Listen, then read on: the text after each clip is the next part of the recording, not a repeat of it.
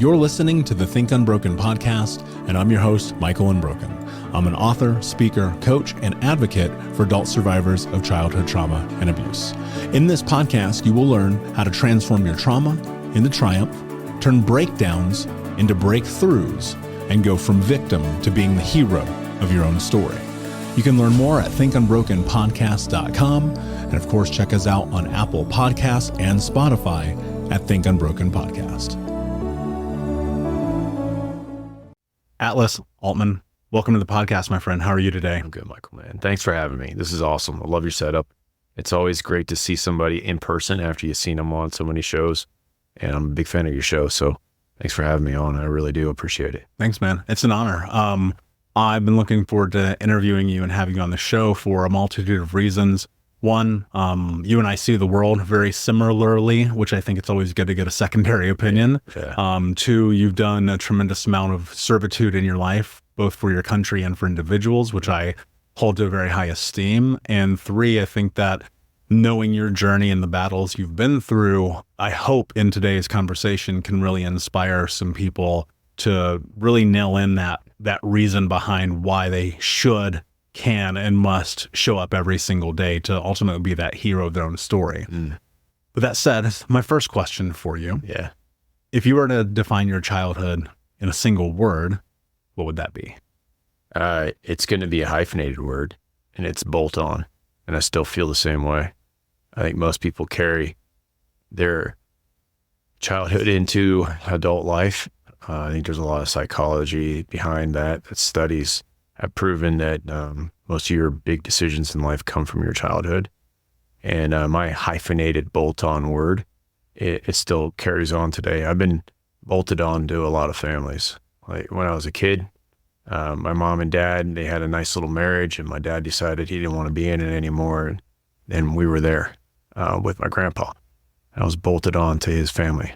I was the first man I ever really got into life with. He taught me a lot about life, and he was my male figure for a long time until my dad came and adopted me, and I was bolted on to another family.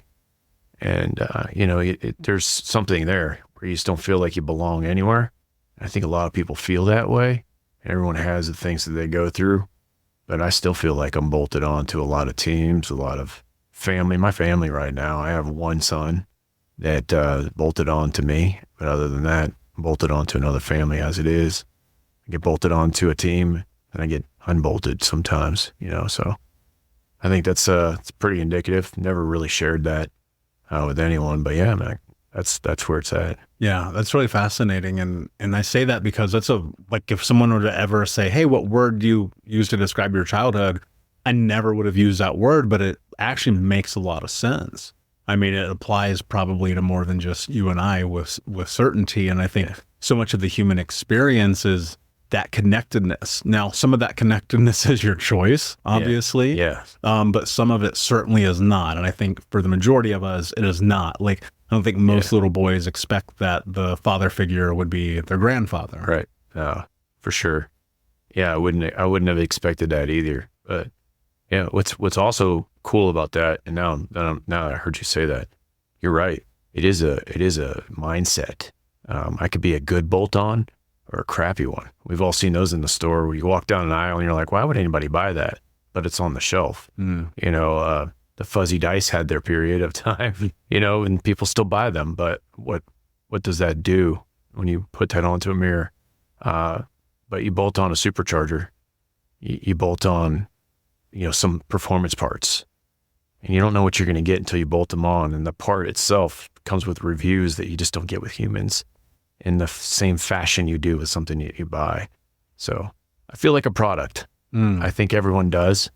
And it's on everyone to define who they are and what kind of product they are and what they become. And that continues through life, doesn't it? Yeah. And it's so difficult because there are these massive disruptions that happen. Yeah. And you look at, you're so spot on, because the experiences of our past, while they can dictate our future, don't necessarily have to, but that doesn't occur and transpire until you pay attention. Right. And in childhood, one of the things that happens is you just take what comes. You don't really have a lot of forethought into it. nor really do you have a lot of control. Yeah. And then so what happens inevitably on a long enough timeline, you actually become in control of your own story if you're paying attention, but you're still impacted by that past. Yeah. Well, I'm really curious, like if you look at that window of time being raised by your grandfather and him being the measurement for manhood for you, what lessons did you take from that? Man, so many. I mean, I was telling my son a story recently about my grandfather. It just, some of that stuff sticks, man. It doesn't ever go away. So my grandpa, I'm wearing rings. This is kind of like what I have, right? This is a ring that my grandpa bought after he came back from Vietnam. He was in MAC VSOG. So Material Assistance Command's Green Berets.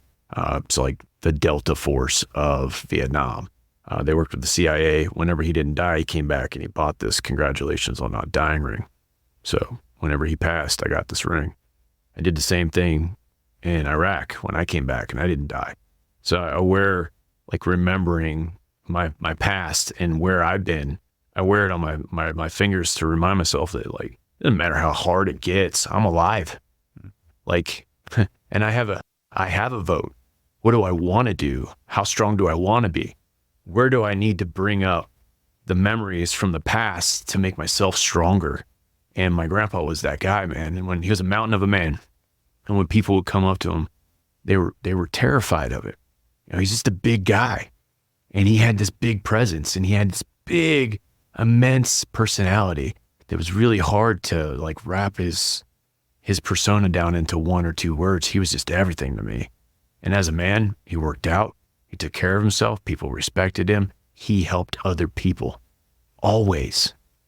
So I got to see that at a very young age. It's probably why I always wanted to do service, and I still do. I'm a bolt on to other people to try to make them perform better. I'm a bolt on to other organizations to help them perform better.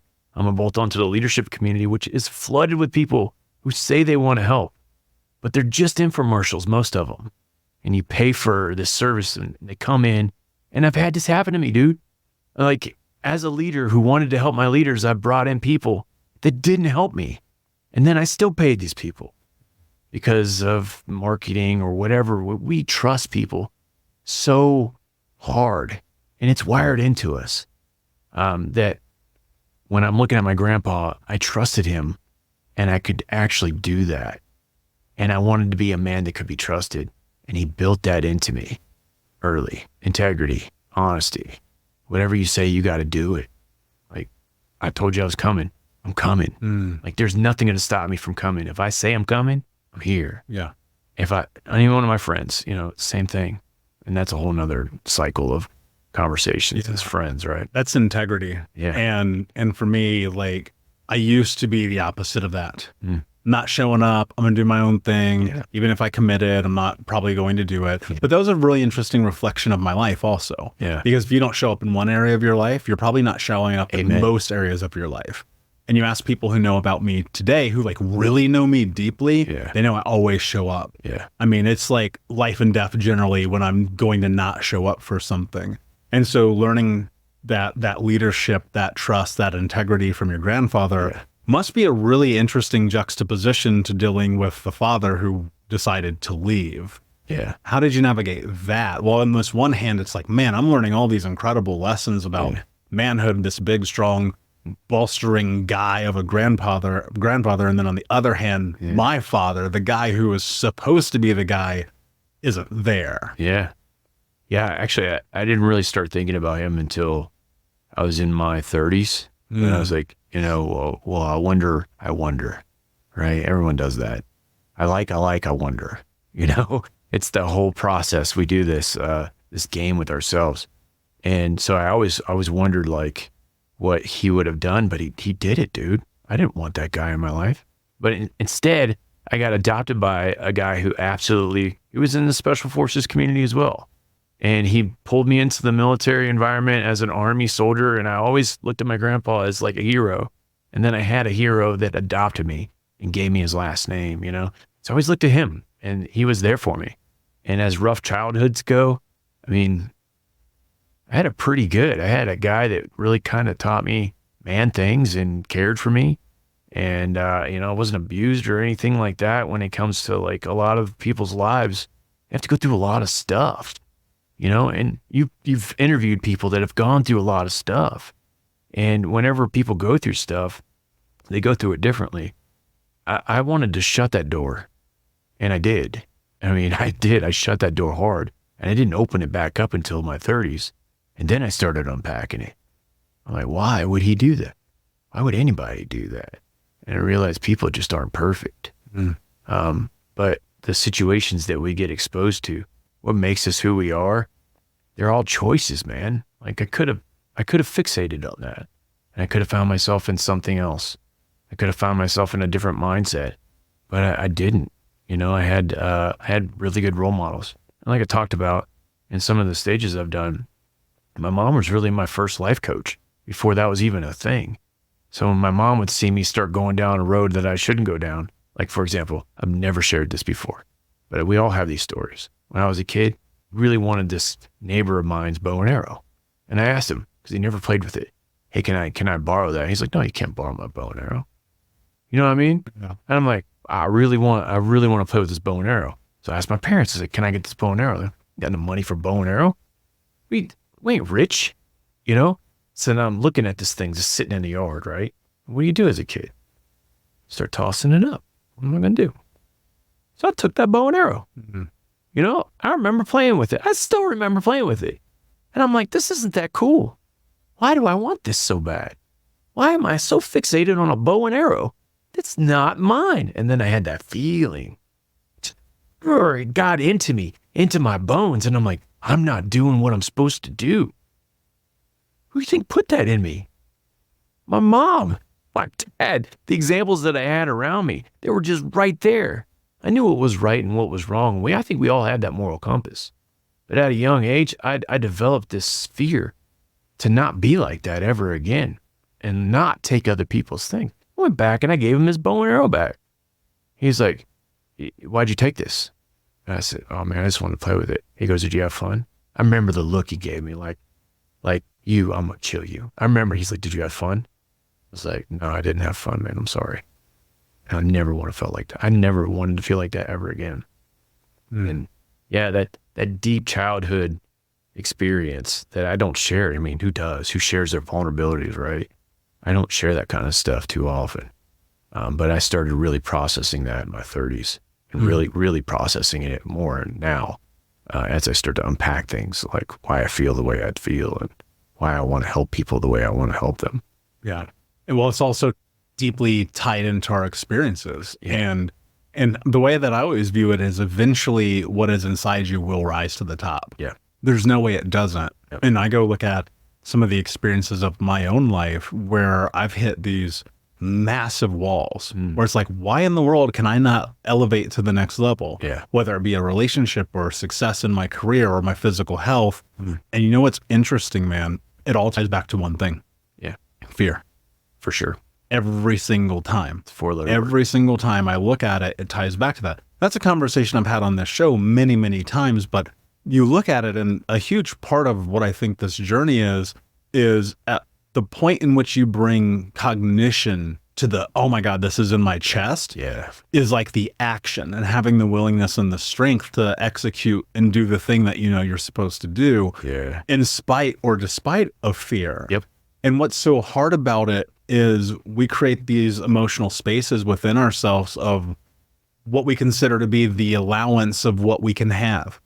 And so many people look at their life because of the impact of the past and they go, well, I guess it's not for me. It must be for someone else. I hate that. How am I going to be able to become the man or the woman I'm capable of being? They've only ever told me I can't. How am I going to be rich when I was poor? How can I be a leader when I didn't have a father, right? And it's like that thing plays in through your mind and your psyche over and over and over.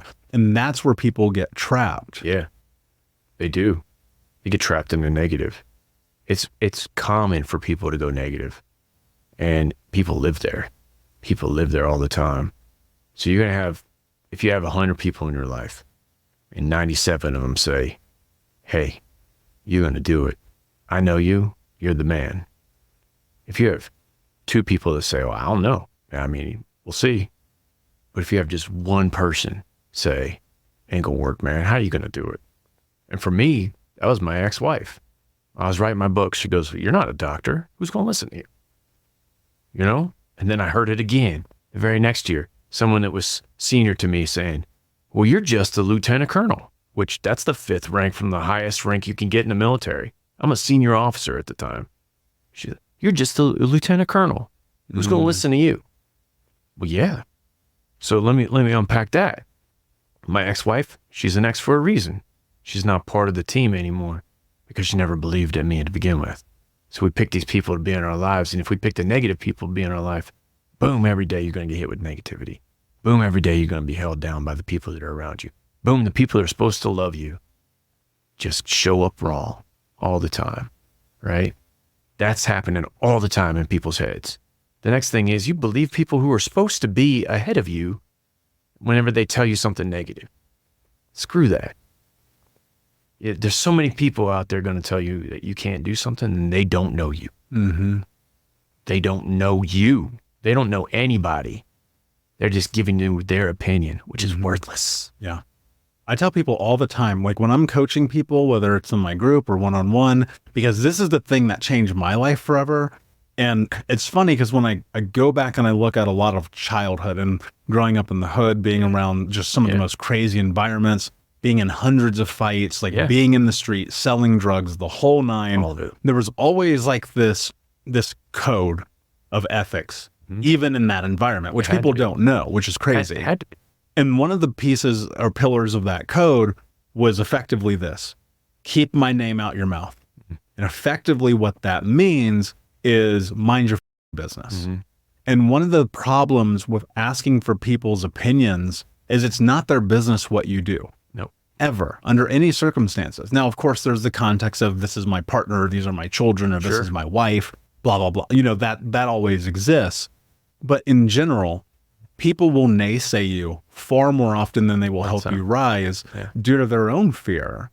And the hard part about that is if it does start getting in your head and you're ruminating about it, you won't write the book. You won't make the podcast. You won't join the military. You won't do the thing that's in front of you that is ultimately your destiny. And that is the path of instant regret. Yeah. For me, it's a bolt-on mentality, man. So for me, when someone tells me I can't do it, I'm like, challenge accepted. You know, when somebody says, like, for example, you can't work in special ops because you're colorblind. I'm like, cool, we'll see. And then I was a director of special operations in Afghanistan when Trump was like, hey, we're leaving. And then all these other special operators from other countries are coming and asking me, what do you think? Are we going to do this? If I ought to listen to the first person that told me I couldn't do it because I'm colorblind, that would have been interesting. You know, I'd have had a different experience. You can't work at the White House, you know, because you don't have the experience yet. Oh, okay. Challenge accepted. You know, you can't do a David Goggins challenge. You're not even training yet. Have you read his book? He doesn't train at all. For the first time, he really figured out where he was. And neither did I. And the next person who tried it ended up in the hospital, by the way. But, you know, if I can do it, then they can do it too, just because they have a special badge on their on their shirt. You know, it's amazing the mentality that you can get into once you start cycling through not believing other nonsense that other people are spitting at you. I mean, my mentality's always been a bolt-on mentality. I don't belong here anyways. Let's see how this is going to work out. Yeah.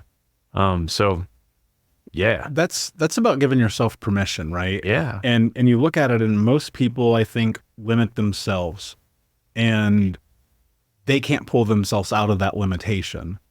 When I look back at some of my experiences, I mean, dude, everyone knows the story, so I'll truncate it. But by the time I was 25, I was 350 pounds, smoking 2 packs a day, drinking myself to sleep, lost $1 million, 50 grand in debt. And I look at my life today and it's very different. Yep. And that was just because I was unwilling to accept that standard. And I had to raise my standard. And what's so difficult about that is raising your standard means shedding an identity. Yeah, for sure. And you've had to do that multiple times in your life. How do you shed the identity of the abandoned child to become the leader? How do you shed the identity of, man, the relationship didn't work out, love's not for me? How do you shed the identity of, I'm going to go and steal the bow, but then like become an honest, truthful person? Yeah. How do you raise your standard for yourself? Like when you think about these moments in which it's really easy to quit on yourself, to be weak, to not be the person you're capable of being. Like, what does that process in your head look like? Like, how do I, if I were to bottle that up, what would that be? You can't bottle it. It never ends, man. It's like, if you're going to go biblical, it's the water that keeps you from having to be thirsty. You know what I mean? The spring inside of you is much stronger than you believe. Once you start to experience these wins, which you did too. I mean, you've experienced win after win after win. What the problem is, most people can't figure it out because they're trying to label it as something. Like, is it ADHD? Oh, why are you trying to label it, man? A kid's a kid. A kid's going to be anxious at some times, excited on other times. A kid's going to be a kid. PTSD. I'm not a fan of PTSD because of the D, right? Like this whole stigma that goes behind the disorder. Look, man, you trained me how to do something, and then I went and did it, and I went through hell, like a lot of people have experienced. Was it a disorder that I did exactly what I was trained to do? And I am very honest. I'm very open with what I've done. It's all in reports. I did nothing wrong. So do I have a disorder? Are you labeling me? I don't. And I had to fight that, actually. When I got out of the military, they're like, you have PTSD. I'm like, I don't have any problems. I don't have a disorder. I have post-traumatic stress. I think a lot of people do, but I don't have a disorder because of it. It's not really affecting my life. So I had that strict from my records because they looked at my combat experience and they were like, well, you've been around explosions. You've been around death. You've been shot at. So have a lot of people, but I chose that life and I went in with training. So I was a lot more prepared to do that than a lot of people mentally are whenever they go through life. But I'm going way off topic here. So I'll bring it back. The whole point of how strong you are is a decision pattern.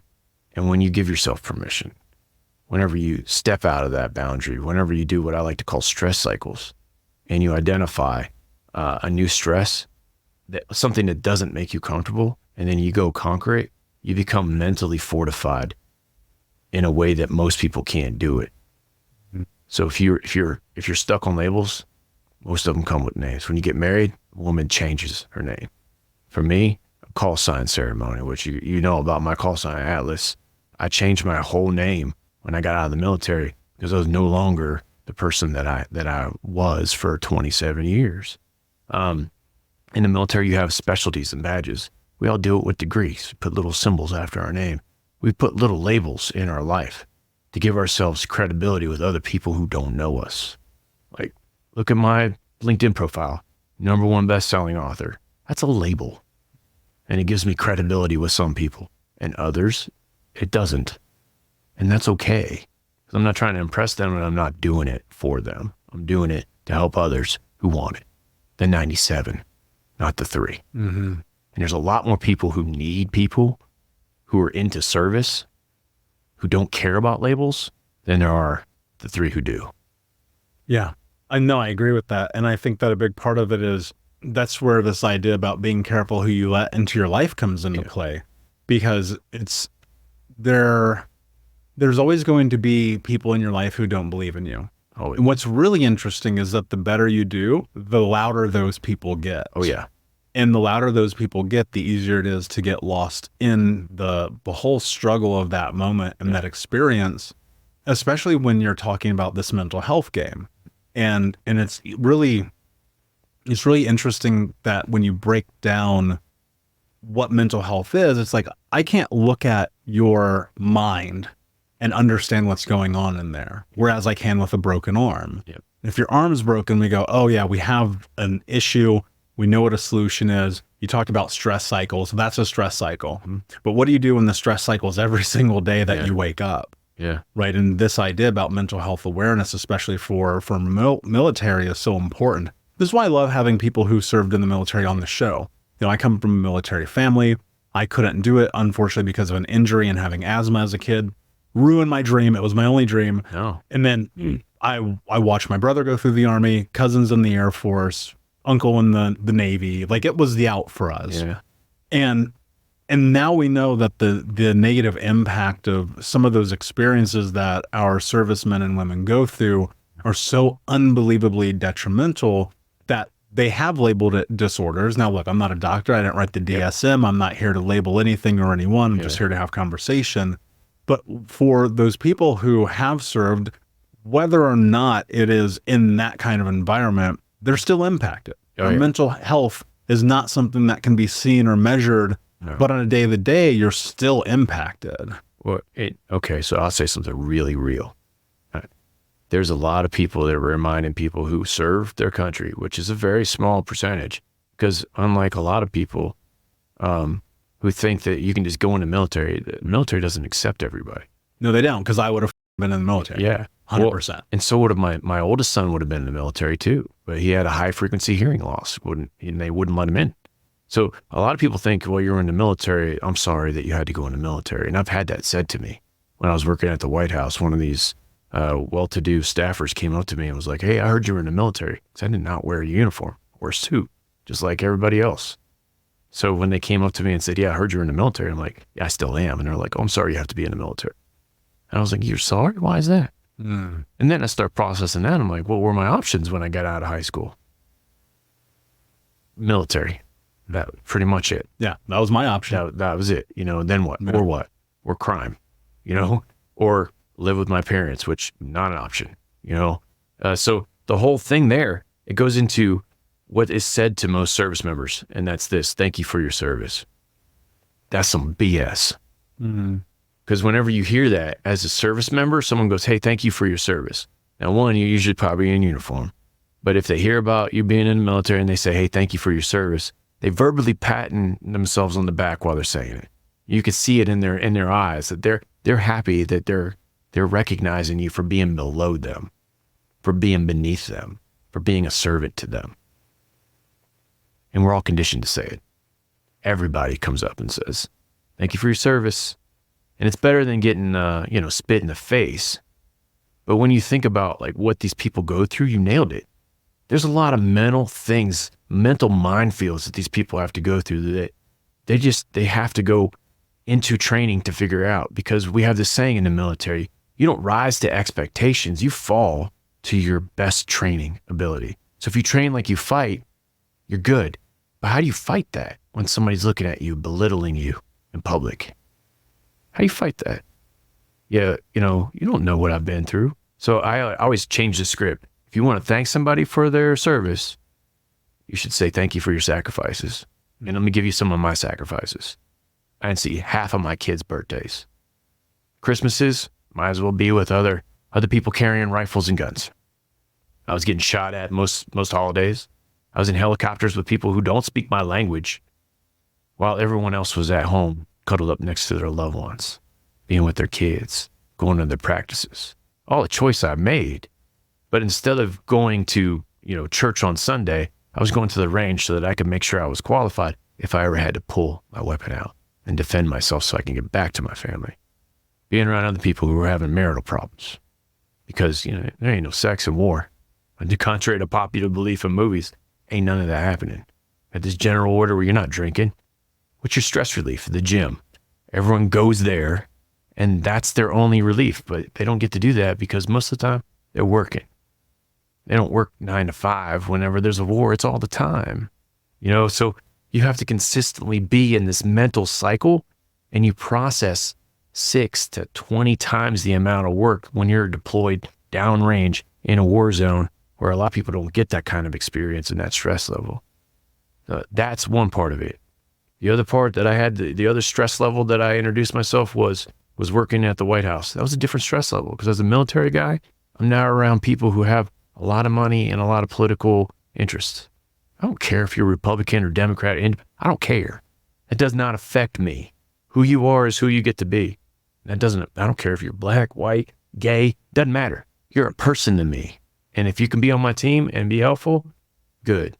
If you're not, I also think that's good. You just don't need to be around me. So that stress cycle of like why people do what they do, it really started to beat me down, man.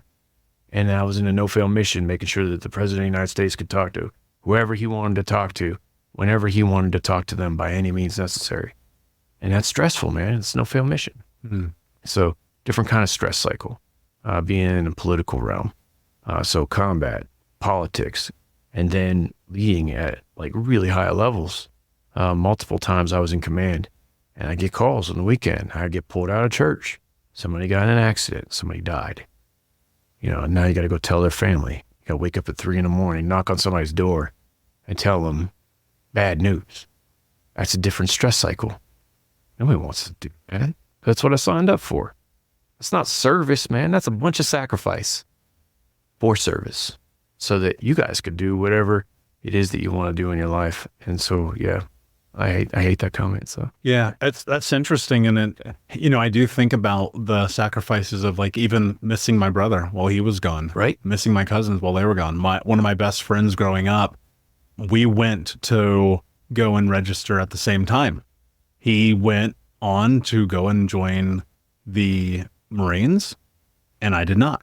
Yeah. And dude, honestly, like I don't think I've ever put it this way. It was heartbreaking for me. Right. It was the one thing I wanted to do. And so I resonate. Like I'll never live that in this timeline. I will never live that experience. But all I wanted to do as a kid was be a Marine Corps scout sniper, something I've shared many, many times on the show. Yes. But it was what drove me. I'm the kid who played with G.I. Joes and guns, even in the chaos of growing up the way that I did. Yeah. And like my favorite thing ever was like if I got sick and I got to stay home from school, we had a VHS copy of Full Metal Jacket. And I must have, and like at 9 years old, I must have watched that movie like a dozen times. Not a children's movie, mind you.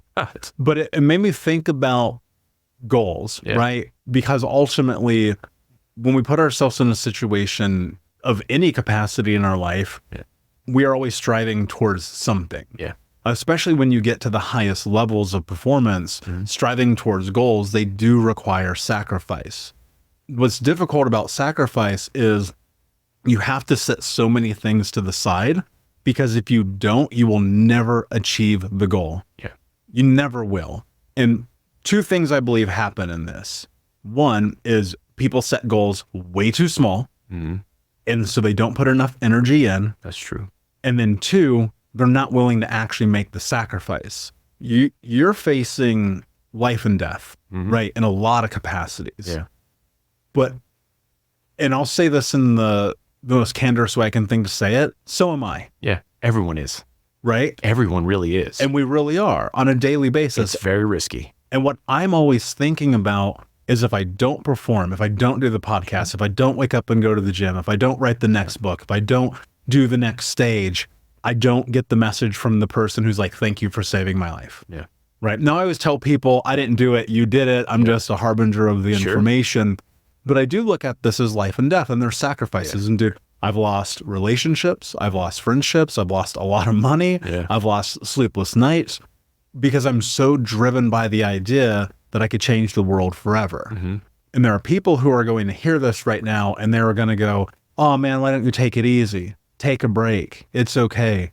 Go on vacation. Have the glass of wine. And I don't subscribe to that. And so what I'm curious about is, because there are so many sacrifices for our goals, how do you, I almost want to use the word justify, but I know that that's not how you think, because it's not how I think, but I want to plant this in people's head, because there are people right now, and they're like, I have this huge goal and I'm so scared. I know I got to sacrifice, but they can't bring themselves to do it.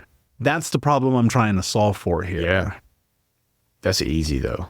That's so easy. And you are right. You and I are on the same page when it comes to this. It's the mindset. It's the can't word. You just need to remove that. How do you know if you'll never try, if you'll ever achieve whatever it is that you're going after? I don't do goals. Brian Tracy did a great job with goals in the 70s and 80s. I think goals have been a foundation of what most people use as motivation, and motivation's it too. Agreed. So like whenever you look at goals, I think goals are junk. I think people use that as an excuse, and they say, I have this goal, and then it becomes fearful. And so goals and fear, fear, 4-letter word. You know what else is for? Love. 4 letters right there. Love yourself enough to try. And so how I do is I face a target. And this is a military mindset, but it's never something I learned in the military. It's something when I was reflecting on, I'm like, whoa, what was I doing right? One of the things I did with all of my military experiences was take all these notes of things that I saw as awesome. And I used to call myself a student and professor of awesomeness, because if it was awesome, I'd write it down. One of the things that I saw as a pattern is the most elite, winningest teams that I was on, they focused on one thing, and they targeted that one thing. And the science behind this is amazing. When you focus on just one thing, it alleviates a lot of time on your calendar. The last book that was written on this was called The One Thing, and they did a statistic. They said 25%, and I'm being light on that. It was 33, I think, in the book. 25% of your time during the day is switching between tasks. So let me put that into perspective. That means out of every month, 1 week out of every month, you're switching between desks. You're not sleeping, you're not eating, you're switching between tasks. Wasting time. 4 months out of the year, gone. 4 years out of every 10 years is potentially switching between tasks and eating. I mean, think about that. If you alleviate that, which we did in all these teams that we just blew things out of the water, new innovation, crazy cycles, we're able to do things that were just thought of as impossible. We did it by focusing on one thing. And then when that one thing went away, the next one thing got put in its place. And the next one thing got put in its place. We weren't focused on a whole bunch of things. Now we wrote them down. We picked one target and we put it downrange. Do you think, shot at it. Do you think that's the mistake that people are making? Absolutely. 100%. I think when people look at these goals, this giant goal globe that they put in their mind, and they're like, I got to do all these little things, and it's going to come back, and then I'm going to have this nice little compact package. It doesn't work like that, man. Pick one thing, shoot at it, and then define, is that good enough? Or do I need to hit the bullseye on that target? Because then you hit the target, you're going to hit it again. Do you want to do better next time, or do you want to move on to the next target? So let's go into this for a second, right? Because I think I agree. I might parse it out a little bit more, because I always look at my life yearly as I need 3 main goals. I love that. 1 in health, 1 in wealth, 1 in relationships. So you can interject target, goal, whatever. It's still the same thing. Health, wealth, relationship. I have 3 objectives every single year. At the end of December, before the new year even starts, I sit down and I write a whole laundry list of life planning, but it all is to like distill down to like, these are the 3 core things I need to focus on in this year, right? Health, wealth, relationship. Most people get so trapped in like, I have to do all the things all the time. No. How do you narrow down and know what the target and the objective is? And I think like approaching this from a very militaristic standpoint would make a lot of sense, because this is a practical thing. This is not a mindset thing. Well, what you're doing is absolutely gold. You absolutely need to do that, because you're wiring your subconscious to engage your reticular activating system in your brain. That's the science behind it, right? That's when you buy a new pair of shoes and you see everyone else wearing the same pair of shoes. You buy a new car and you're like, dang, I thought I was the only one with a red whatever. There's a whole bunch of red cars now. And Tony Robbins talks about that at great length. Yes. And then if you add a couple other books in there, you're going to see the pairing of the reticular activating system and then writing things to make it real. Whenever you take things out of your head and you put them into the world, you do that with your hand predominantly. A lot of people do it with their thumbs now. But if you do it with your hand, like I think you do, and you write down everything, then you're making it real. We'll be right back to the show, but I want to tell you about today's sponsor, Babbel. I have been using them to help me with their convenient courses learn real-life conversation skills in different languages. As you may know, one of the things that I do to relieve the stress of life is I love to get on an airplane and go travel to another place to have an adventure and learn more about myself. And with Babbel, it's been so easy to learn how to do things like ask for directions and order food and talk to merchants. And most importantly, really be able to tap into life while on vacation or working abroad. And so here's a special limited time deal for our listeners only. Right now, you can get up to 60% off a Babbel subscription if you go to babbel.com/unbroken. It's 60% off at babbel.com/unbroken. That's BABBEL.com/unbroken. Keep in mind, rules and restrictions may apply. And if you're anything like me, and you want to learn another language, convenience is your best friend. So check this out. I'm looking forward to hearing about your adventures and your travels. Bringing it into the world of a world of reality. You know, Walt Disney used to say, if you can dream it, you can do it. This is how you do that. So when you engage those two things together, you start making things work behind the scenes while you shoot at your one goal. Yeah, but what if what if the goal is scary? It doesn't matter. Every target's scary. Something's going to kill you. Is it going to be your health, your wealth, or your relationships? Mm. You know, and do you need to switch the target whenever it gets closer to you? Yeah. Do you need to hit the closest one? Hey, Unbroken Nation, we'll be right back to the show, but I wanted to let you know that you can grab a copy of my first book, Think Unbroken, Understanding and Overcoming Childhood Trauma, for free. If you go to book.thinkunbroken.com, you can download the PDF ebook version of the book and get everything that I know about the baseline of healing trauma for free, downloaded to your email right now. Just go to book.thinkunbroken.com to download your copy of Think Unbroken, Understanding and Overcoming Childhood Trauma for a PDF for your phone. Again, that is book.thinkunbroken.com. So that's a good point. So what I hear there is like, you don't have to be dogmatic even about your own dreams. Right? Can you switch? Can you recognize that you are off and the objective isn't the objective and it's actually this thing over here? Yeah. Even though you're downrange, you're already like in the mission. It's like pivot. Yeah. But I think people get so trapped in that because here's what I think happens. They don't hit the target that they set out, and now shame and guilt start to come and kick in. It never works like it's planned to work out. Like Mike Tyson used to say, you know, everyone's got a plan until they get punched in the face, right? Everyone's got a plan to fight me until they get punched in the face. And life's a big punch in the face. It rarely works out. A dead shot first time you hit that target on the range.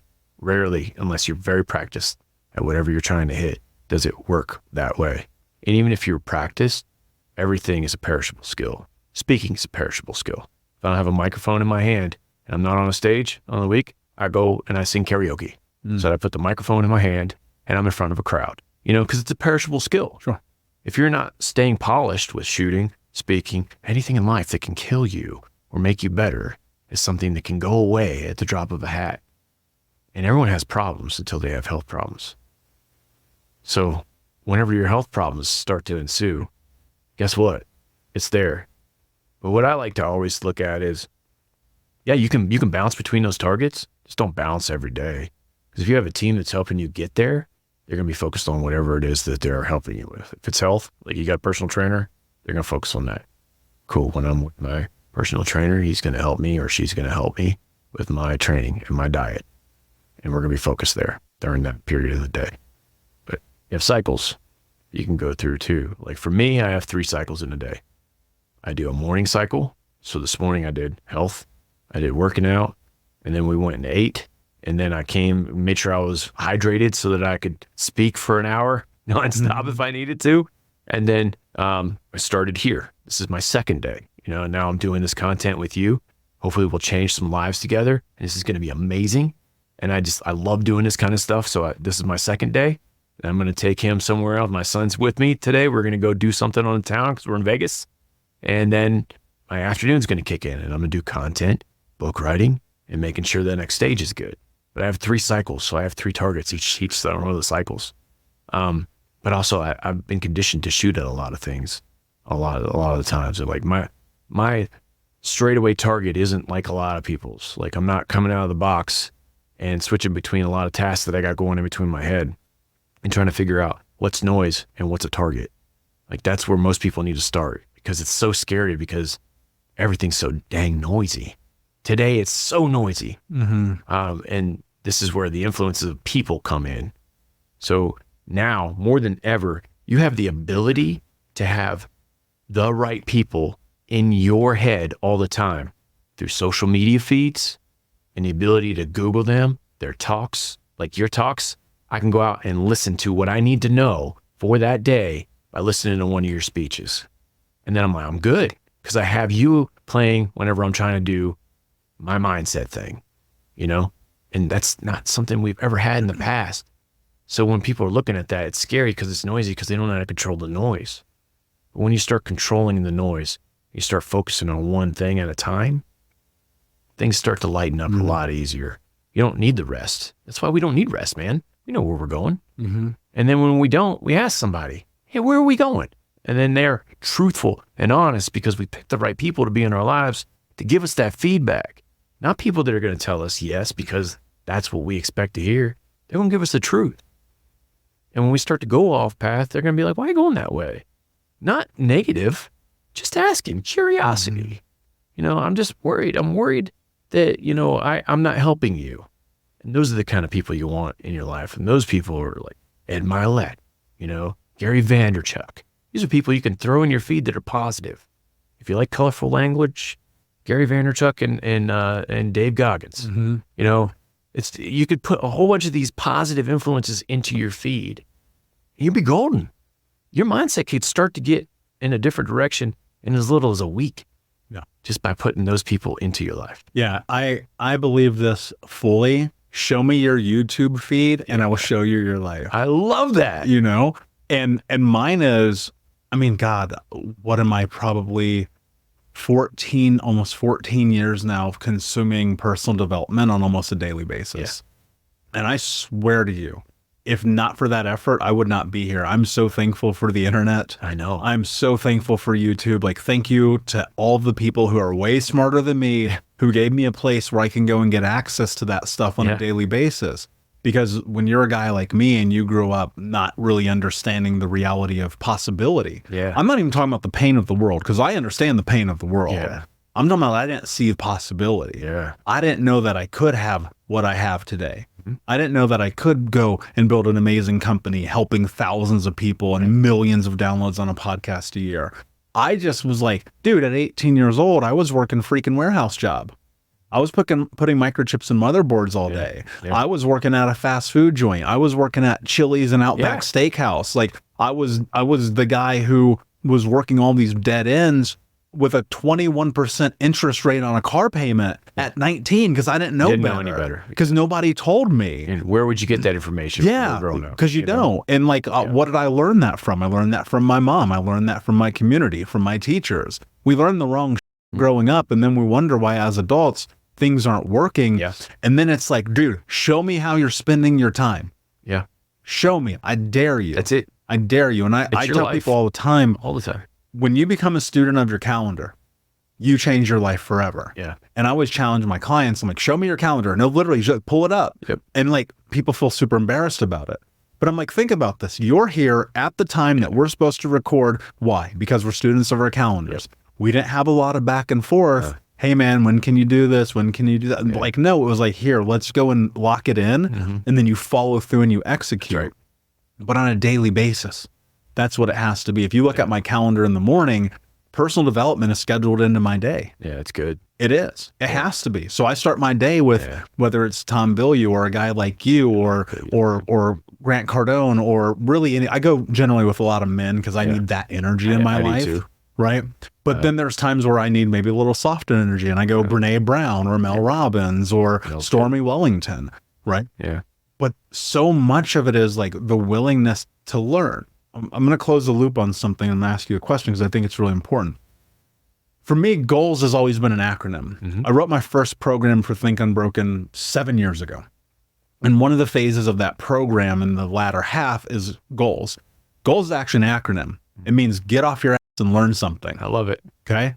And all of these things that you set as markers in your life, these objectives about this is the health, this is the wealth, this is the relationship, you've got to become studious to make those things come to pass.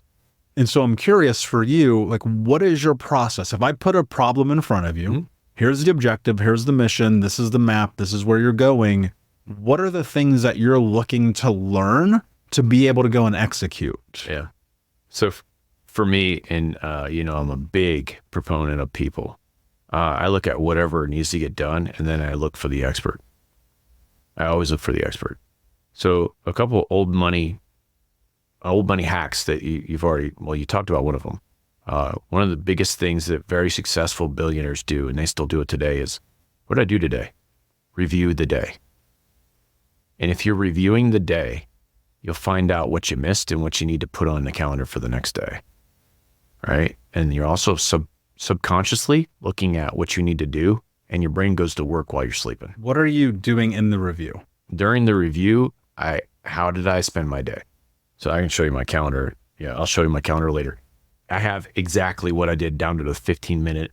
If I traveled here for 15 minutes, it's on my calendar. So that I can figure out how much travel time I put in last year.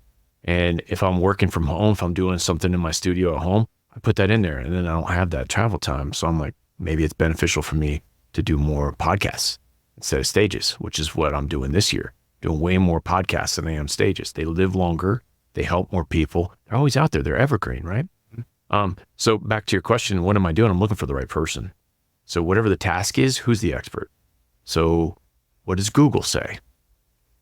What does Google say again? What does Google say again?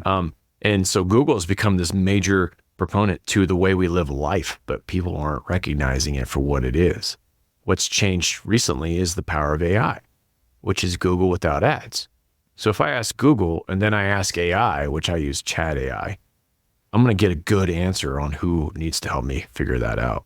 And what's great about today that no one's ever had before is I could probably get some free content off of that person just by Googling them. And then I could use whatever, like tons. Yes.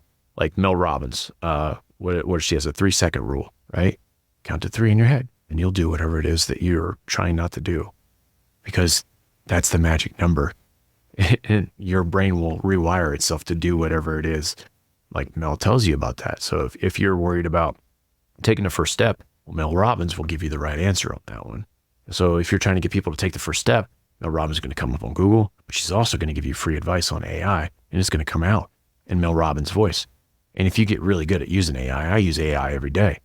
It's become the best personal assistant I have ever met because it knows what questions I'm going to ask. It answers it in my tone so that I'll understand it quickly and I don't have to keep refining.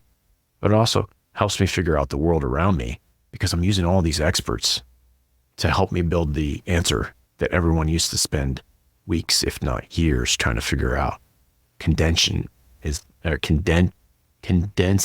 information gives me a compression offer. Condensing the information gives me a compression offer that was never available until today. And every day it gets more powerful. Okay, so what I hear in that is like, to solve the problem, we find the expert, we make sure that we review our day, we use the tools that are at our disposal, here's what I will say, and I might say this to some contention. I believe that people are spending their whole day doing that. I think people get wasted on social media. I think porn is a problem for men and social media is a problem for women. And I think social media is now becoming a contender to porn for men. So I think social media in its contention is, and I like how you use that, it's contentious. You have to fight against getting away from social media because it's got you, most people.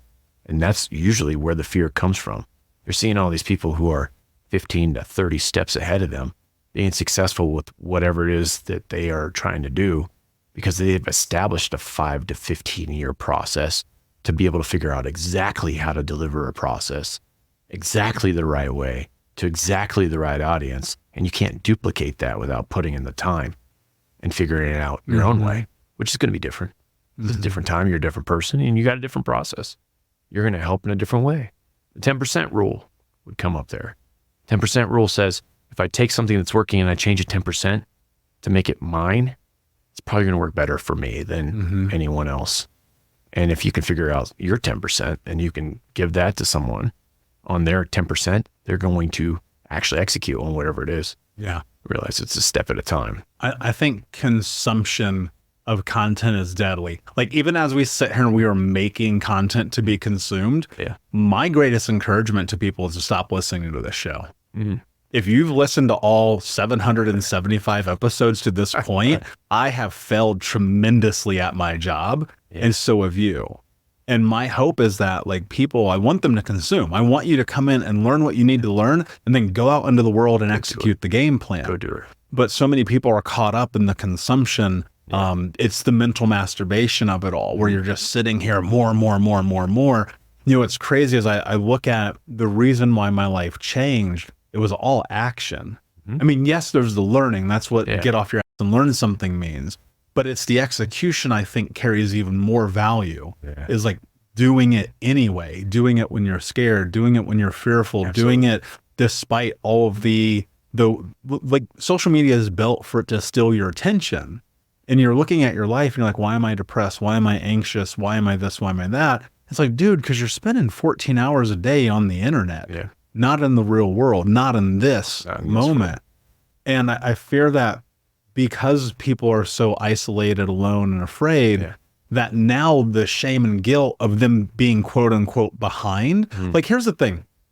I'm helping, and this show is built to help people navigate the hardest mental health challenges that they have, right? And ultimately what that challenge is, if I were to narrow it all down into a simple sentence, helping you overcome your past to have the future that you want to have. That's really what it is, right? You go, we are impacted entirely by our past. We want to have a future. Can't live there. But you can't do that if all you're doing is consuming. That's right. So how do you take action? I get it, man. I went there. I laid out the plan. I have the framework. I did all the checks and balances. I'm so type A. And when I did a pros and cons list, I found my expert. I reviewed the day, and I still didn't do anything. How do you break that cycle? Well, I think you're right. I think you're right. I think a lot of people get stuck in that cycle because they confuse being busy with being productive. So if you're occupying your time and it makes it look like you're working, people confuse that with work. A lot of times it's just spinning the wheels. Looking at social media doesn't do anything. Looking at the experts and trying to figure out the best one is not making the cycle. So we have an 80% rule. If it's 80% good, let's start working on whatever it is that we're doing. That's what I do in my company. So at 80%, is this good? 80%, we'll roll out. That's a piece of content. That's a show. That's a clip. And then we'll get feedback from that based off of the folks that we're trying to help. They'll actually come back and say, hey, I like this. One of the big ones that we got from, I'm doing Mel Robbins commercials today. High five in the mirror. You know, she does this whole high five thing where a high five's been proven to give you endorphins and boost your ability to start working. It makes you happier because you're physically contacting somebody who's physically in the world. But you can do that in the mirror. You can do that to yourself. So one of the biggest feedback points that I got on one of my master classes was, hey, I've been doing this, people are, they're really skeptical about that. But then, in private, they were like, hey, I did this high five on the mirror thing. It actually works. And I'm like, that's pretty cool, man. I said, don't stay there. Don't stay there high five in your mirror, figure something else out. They can go in, that could be part of your routine. But once you start getting used to things, and I think people are used to social media, they get caught up into it, and then it becomes busy and not productive. Busy work and not production. So that's what's happening. People get into this busy cycle. And they're like, yeah, I've been doing all this. I'm not getting anywhere. I believe you. I believe that you are doing it all. And I believe you're doing it all instead of moving forward with the next step. So if you're doing research and you find the expert and the expert's there, reach out to the expert. If that reach out doesn't work, reach out to the next expert. You're going to find an expert that comes back. The biggest thing that I always go to is fixing your car.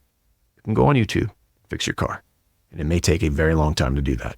There's a lot of knowledge out there and you can figure that out and it'll be free, but it'll take you a long time. Or you can just find a mechanic that's certified to tell you how to do that.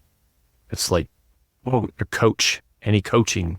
There's a lot of coaches out there trying to tell you how to live life. Some of them are good. Some of them are not.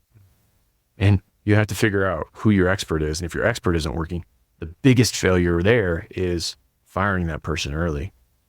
Everyone that I spoke with that has lots of success in life looks at that as the most important thing to learn, because you trust people and some people you shouldn't trust, and keeping them on as a nicety doesn't help your bottom line or your progressive, whatever you're trying to do in life. It doesn't help. Yeah, that costs you time, effort, energy, and money. And one of the things that's really interesting about the way that I've been able to find success is by being around successful people. Yes. And almost entirely, I have paid to be around those people. Yeah, but you get what you pay for. You do get what you pay for. And when I didn't, and I was like trying to because I'm just be honest about it. At the beginning of this journey, I was like, I'm not paying $500 for a conference. Yeah. What in the world are you talking about? That's cheap. I'm not doing that. I'd do it. You know how many contacts you're going to get out of that? But you don't, doers. but you don't know that, right? I know, right? Yeah, you don't know that initially. And at the beginning, I was like, I'm not paying for this. I will find a way into the room. Dude, I would sneak into the room sometimes. Look, I will say this. I did have a do whatever it takes, no excuses mentality. Yeah. So I'll give myself that. Yeah. But there's also the part where it's like, you didn't earn that. And I remember the first time that I paid $20,000 for an event. I mean, dude, this was super high-end, private mastermind. It's the most I've ever spent on anything I've ever done. Terrified to spend that amount of money. Yeah, because you have to think, I'm a kid from the hood who stole food to survive. I know what it means to be broke. I know what it's like when I was 25, 26. I was borrowing money from my girlfriend who lived with me to pay our rent. Yeah. Think about that. Yeah. And then to go spend multiple 5 figures on an event. And what I realize is abundance only comes to those who are willing to invest in themselves. That's true. And so the very first thing I ever invested in was a $50 course with Brendan Burchard. That's where this whole thing started for me, was the willingness to put money on the table. And that is the shortcut that all successful people know. All of them. Every single successful person I know, they know that money is the shortcut because money is an abundant mindset. There's not a shortage of money. There is not. Yeah, you'll always find the money if you can. Tony Robbins talks about it. Like, you have the money to pay for Jim Rohn's conference. Yeah. You know, he talks about that. Grant Cardone talks about it. And he's like, I didn't have the money to figure this out. Then I figured it out. Yeah. It's always that. You know what those guys have in common, though? And the women who have done it, too. Yeah. Because I think about, like, an amazing woman like Stormy Wellington. Yeah. She was, like, a stripper when she was 13 years old. Now she's worth multi-million dollars, right? So... But the one thing is, and it actually brings up this amazing patch that you gave me. The one thing these people always have in common, which I believe I have in common with them, which you probably do too, is that we all know that we have to put ourselves first. Yeah. And you gave me this incredible patch that I would love for you to explain and talk about, because it says on there who's first. Yeah. And then I have a target on the heart. There's 3 parts to this, and it's redoing what's been messed up for about 14 years now. Simon Sinek came out with this speech, and everything on the stage failed. It was a technology disaster. So I think all the TED people found out about it, and they started watching this mastermind of words. And Simon Sinek got out there and he talked about start with why, which is a marketing concept.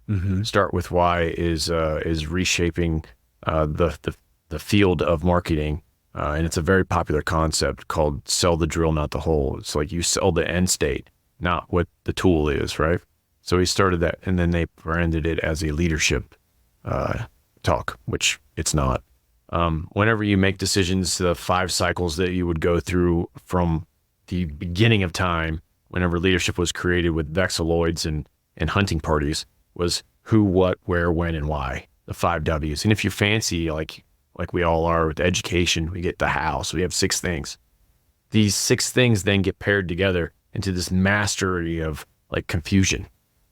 And he started with why, and now every time I go to a leadership conference, they'd be like, well, it depends on what your why is. And I hate that, because it's an excuse not to think. There's 3 dots on there. There are 3 things that you need to look at. The first person is you. You're the first who. Who are you? What's your purpose? What are you trying to do? What's your objective? You start with you. If you aren't able to do anything, then how do you expect anyone else to work with you? You have to be healthy. You have to be mentally fit. All the stuff that comes with who you are. And that's a big task. You have to start there. Everyone needs to start there. Everyone's got junk. Everyone's got crap they had to get through. And then we're here. Now what are we doing? Whenever anything bad happens, the worst thing that can happen is death or shame. And people feel shame more than they do death because they're still alive to feel that. So how are you working through that? And that's what I think your show does to a lot of people. And I'm with you. Like, you do 5, 6, 7 of these, you should be able to figure out where you are in this giant thing that you've created for them to go to, called a resource, to get better. So who are you? How are you working on you? first thing. The second thing is who's in your circle. Who is in your team? If you can figure out who you have in your team, who's helping you and who's not, you can figure out who you need to spend more time with and who you need to spend less time with. This is a hard cycle because people grow up in the same town. They grow up with the same friend circle, and then their friends don't want them to grow up. Whenever they start to surpass whatever their friends are doing, then their friends come say, hey, I'm not comfortable with where you're going, this success that you're creating for yourself. I'm not able to do that. I need you to come back down so I can feel comfortable about myself. You need to watch your team. And the third thing is it's encompassing your team of teams. So there's a book out there called The Team of Teams by Admiral McChrystal or General McChrystal. Team of Teams is a book where it talks about him having teams of these highly elite performers working together in this giant conglomeration of ridding the world of terrorists and evil. You know, it's an amazing masterpiece. But where you should be in your life is finding the same team of teams. Like, you're not going to have the team that does it all, but you might know a team that does. And if you can pair with that team, then your ability to make something great happen, it grows at an exponential rate. And if you keep adding more and more teams to that, you're going to be able to figure out where you'll be able to make a huge difference in the world. Starts with you, ends with the world. And isn't that what we're all doing here anyways? Yeah. Trying to help each other. I agree. I mean, that's what this is all about. Like, at the end of the day, everything Think Unbroken is, can I do enough to end generational trauma in my lifetime? Yeah. And that's about the who. That's about, can I remove the possibility that another child will ever have a story remotely close to mine?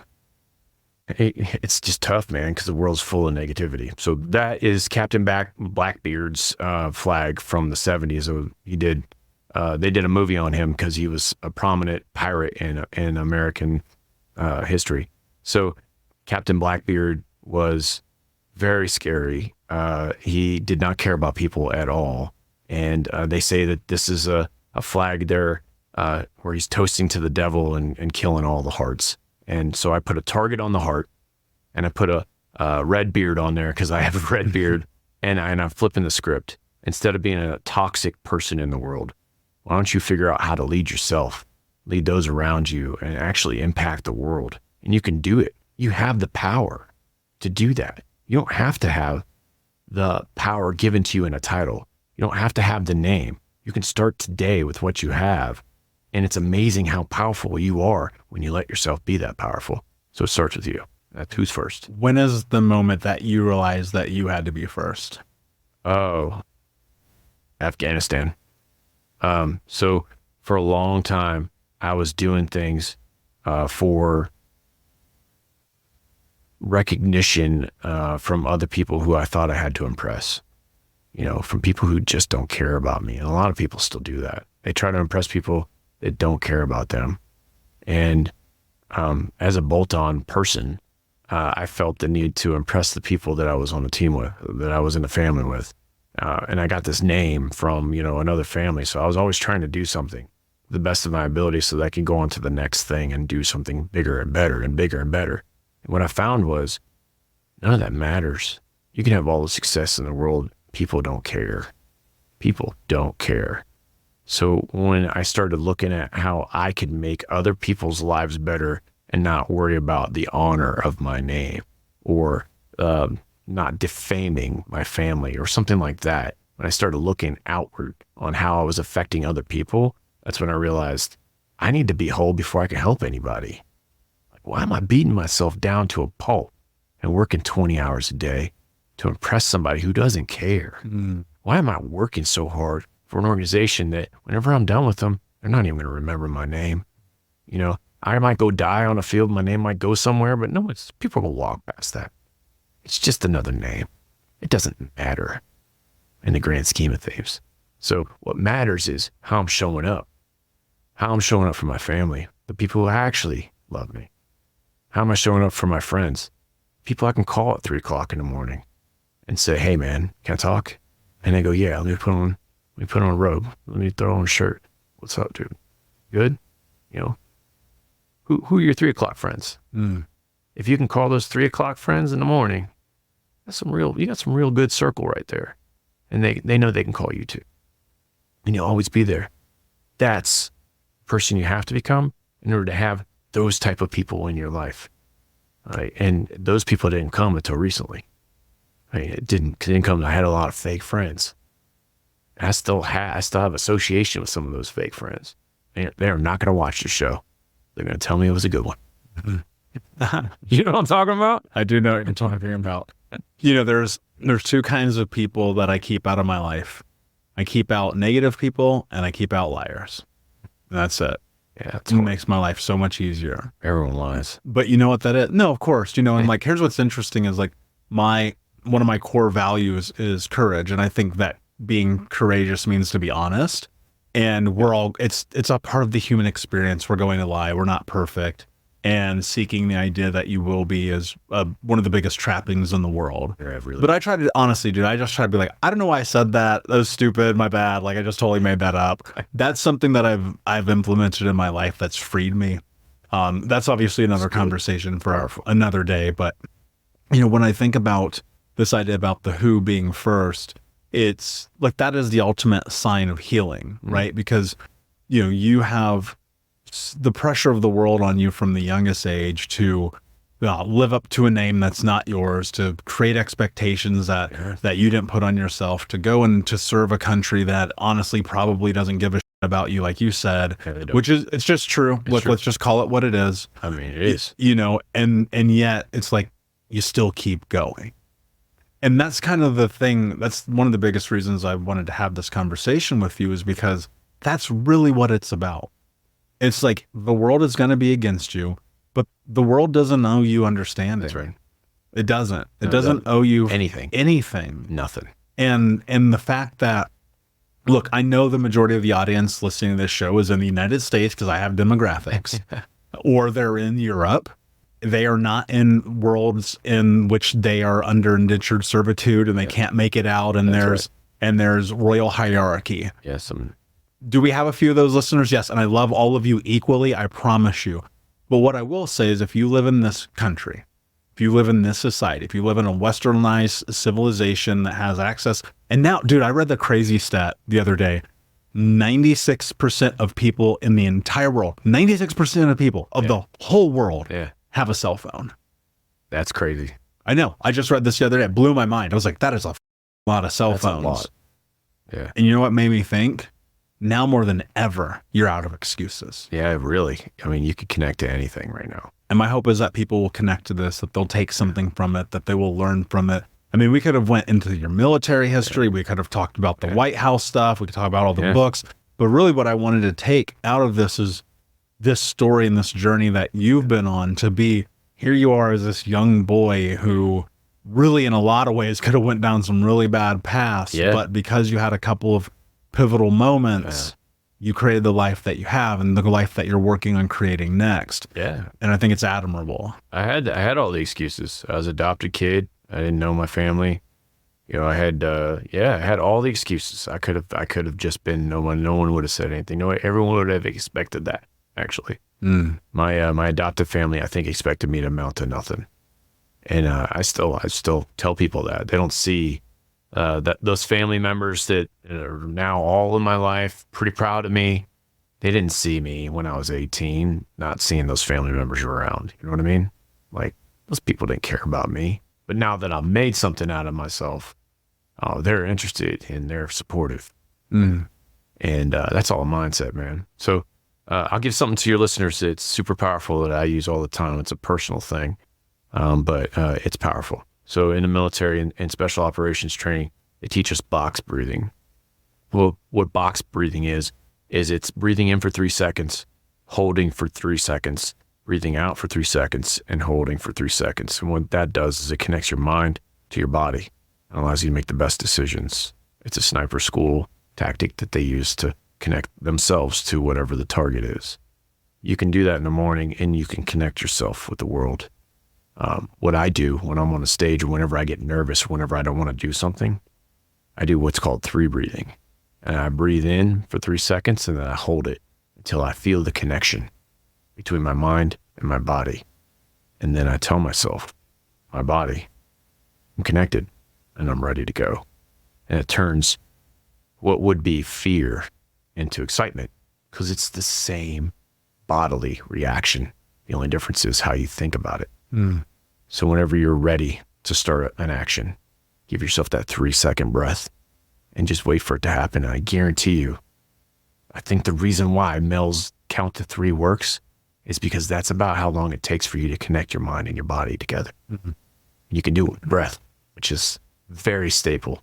Muslim, Buddhist, Christianity, yoga, anything that you want to do to connect your mind and your body together, that happens through breath. So if you add that in there, it's something I personally do, works every time. Yeah. And I hope people will do that and step into recognizing that they're allowed to be first. Yes. No matter what they come from, they're allowed to be great. But man, you got to earn every inch. Yep. Every day. This has been an awesome conversation, brother. Before I ask you my last question, where can everyone learn more about you? Yeah. I'm on Google, obviously, Atlas Aultman. You'll find all my shows. I have a website. I'm not trying to sell anybody anything, but I'm on Amazon. You know, you can get books there. I think 99 cents is what I'm going to be charging for my book if you want to buy my ebook. It's real expensive. But LinkedIn, if you want me personally, Atlas Aultman on LinkedIn, you'll actually get me on LinkedIn. And every other platform, I'm not sure you're going to get. Depends on who I find. Yeah. There you go. I love it. Guys, go to thinkunbrokenpodcast.com. Look up Atlas's episode for that and more in the show notes. My last question for you, my friend. What does it mean to you to be unbroken? Yeah. I think we talked a lot about honesty, but no one really is honest with themselves until they have to face whatever demons that they're working through. So being unbroken is a mindset. It's always a mindset. Remember that you are strong enough to get through whatever you're facing, no matter how dire it seems. In combat situations, you get real close with God, whoever your spiritual entity is, because you figure out how to do that, I think, the best. And you realize that it doesn't matter what happens, as long as you're acting on it, you're going to get through it. Brilliantly said. Yeah, I agree. It's like the leap of faith is a leap that requires faith. And if you believe in yourself and that the universe is here to support your mission, and if you get clear on your goals, if you execute and get out of the distraction and do the thing in front of you, your life will be very different. My friend, thank you so much for being here. Unbroken Nation, thank you for listening. Please share this episode with someone who needs it. Please like, subscribe, comment, and tell friends. And remember that when you do, you're helping others transform their trauma to triumph, breakdowns to breakthroughs, and helping them become the hero of their own story. And until next time, my friends, be unbroken. I'll see ya. Thank you so much for listening to Think Unbroken. Please share this episode with someone who could use it and help us move forward in our mission of ending generational trauma in our lifetime. And if you would, please take 5 seconds to pop on iTunes or Spotify, hit that 5-star, leave a review, and you can also reach out to us on social at Michael Unbroken or at Think Unbroken. And of course, you can check out our YouTube channel at Think Unbroken. Thank you for being a part of Unbroken Nation, my friends, and until next time, be unbroken. We'll be right back to today's show, but before we do, I want to let you know that you can get a free copy of my first book, Think Unbroken: Understanding and Overcoming Childhood Trauma, when you leave a review for the podcast on Apple Podcast, either on desktop or on your phone. All you have to do is go to Apple Podcasts, look up Think Unbroken, click follow in the top right, and then go and leave a review at the bottom. And when you leave that review, screenshot it and send it over to book.thinkunbroken.com, where you can upload your contact and mailing information, and we will send you a free copy of this award-winning best-selling book, absolutely free, including shipping. Just go to book.thinkunbroken.com to upload your screenshot review from Apple Podcasts for the Think Unbroken podcast. And until next time, my friend, be unbroken. I'll see ya.